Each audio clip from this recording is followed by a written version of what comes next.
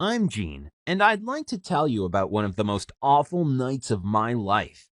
You see, I used to have a big crush on this girl at my school. She was absolutely perfect in every way.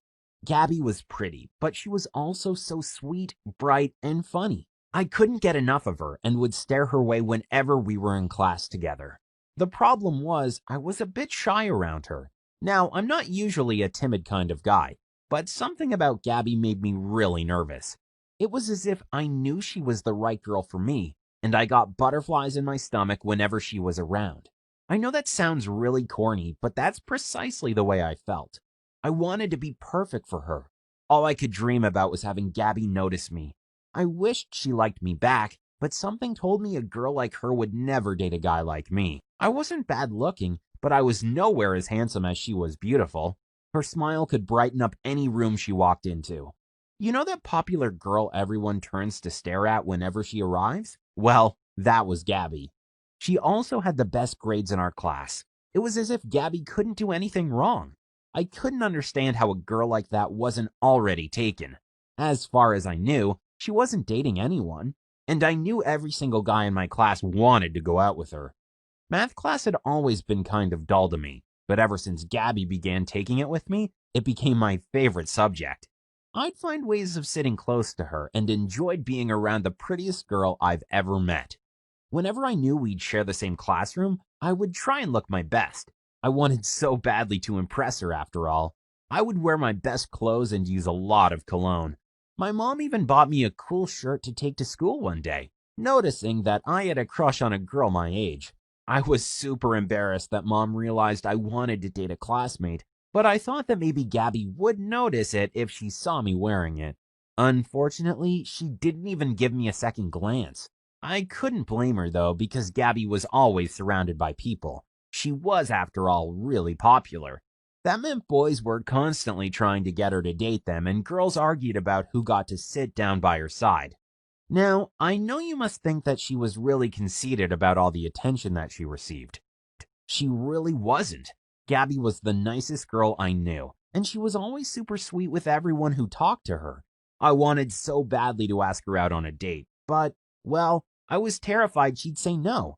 After all, I wasn't the only one vying for her attention. My dreams to spend more time with the prettiest girl at school became true thanks to our math teacher. Mr. Harrison was not much fun, but that day I could have hugged him. He decided to split us into pairs to get a home project done. I couldn't believe it when he called my name next to Gabby's. I must be smiling like a madman because my friends chuckled when they looked my way. I gave Gabby a little look, and she smiled back at me that time. I walked over to her the minute the class was over. She was so sweet and asked me if I wanted to go to her house to work on the assignment. Of course, I was almost giddy about her question. I said yes at once. We arranged to meet up on Saturday so we could spend the whole day working on the project and make sure we got a great grade. I knew we'd get an A because Gabby never got anything lower. She was the smartest girl in our math class, and I think maybe in the whole school. You can imagine exactly how nervous I was when Saturday finally rolled around. I think I changed clothes 6 or 7 times. I also took 2 baths and had such a hard time deciding what cologne to use. I wanted to impress her. I wanted her to finally notice me and ask her out on a perfect date. I knew it was my one chance to be alone with her and get her undivided attention. I wasn't going to let that opportunity go to waste. When I arrived, she received me with homemade cookies. She was really such a sweetheart. We went up to her room and sat on her bed to begin working on our assignment. I was stunned by how easy she got everything done. I didn't want to slow her down, so I really worked so hard to impress her. That meant we got our homework finished in record time. I was so upset about that because I didn't want to go home yet. So I suggested adding a little bit extra to make sure we got a great grade. Gabby loved that idea. I was so proud of myself for thinking of such a clear way of spending some extra time with the prettiest girl I knew. At first, I'll have to admit I was really nervous. After a while, though, we began chatting and laughing more openly. She was really friendly and seemed to enjoy hanging out with me, which was amazing. We were sitting right next to each other on her bed. I tensed up every single time my knee brushed against her leg. She was even more beautiful up close, and she smelled like flowers. Could any girl really be that perfect? I was falling harder and harder for her. I couldn't keep my eyes off her stunning face. When the time to leave was approaching, I decided I needed to take a leap of faith. If I chickened out and missed the perfect opportunity to ask her out, I would never forgive myself. So I gathered all my courage and leaned in to kiss her. When my lips brushed against hers, I felt like I had touched the sky with my bare hands. What was best, she didn't move away from me. Instead, Gabby actually kissed me. I couldn't believe my luck. The girl of my dreams was kissing me back, and it felt like the best moment of my entire life. Unfortunately, things were about to take a turn for the worse. When I moved away, I couldn't stop smiling. She smiled back, but there was some kind of guilt in the way she looked at me. I immediately got worried because it didn't seem like a good sign. Gabby explained that she liked me and thought I was really cute. She told me she had really enjoyed the kiss, but it had to be a one-time thing. I felt my heart sink as she explained that she was kind of seeing someone. It wasn't so serious yet, but she had a feeling that he'd soon ask her to be his official girlfriend. She didn't want to get my hopes up. I was super disappointed, but I understood. She had the right to date whomever she wanted.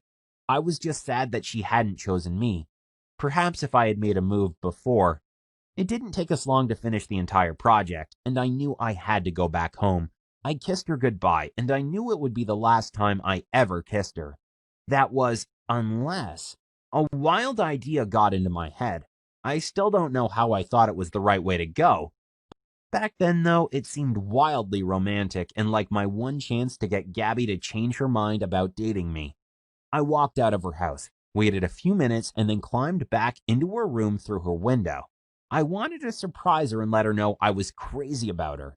I wanted to ask for a chance to show I was the one for her. So I hid in her closet, waiting to surprise her when she walked back inside. I wasn't expecting her to leave, though. I freaked out when I saw her car driving away from the house. I stuck around for about 30 minutes, thinking maybe this wasn't such a good idea after all. I now wish I had just left because when Gabby came back, she wasn't alone. A guy I had never seen before came into the room with her. He was ridiculously handsome. I knew right then and there that I had no way to compete with a man like him. The problem was, I couldn't leave the closet then. I would have to wait till they walked out of the room or fell asleep. You can imagine how horrible those hours sitting there in the closet were. Gabby and the mystery guy made out and talked about their relationship. I was heartbroken. It came obvious to me that I didn't have a chance with Gabby. Sneaking into her room had been a big mistake, and I was paying a high cost for being so silly. I was so worried they'd end up noticing me. Gabby would think I was a freak or a stalker. Fortunately, they were too busy kissing and being super romantic with each other to realize there was someone watching from behind the closet door.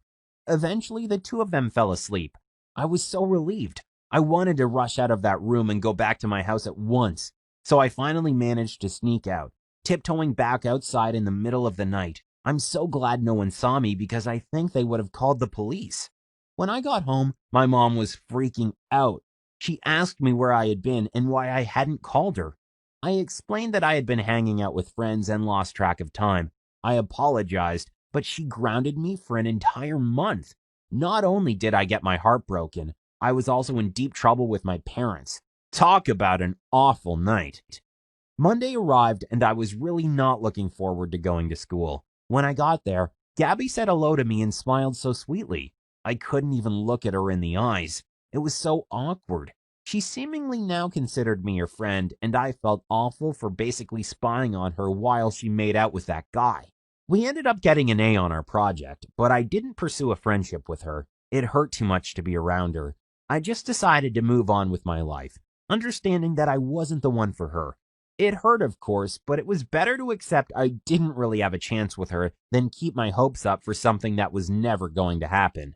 I learned a few weeks later that Gabby was now dating that guy officially, and they were something of an item. Apparently, he was a senior at another school in the district. I ended up meeting a great girl who liked me back that same year, but I'll never forget the night I had my heart broken while stuck inside my crush's room. Thanks for watching. Have you ever had a crush on someone who didn't like you back? Tell us all about it in the comments.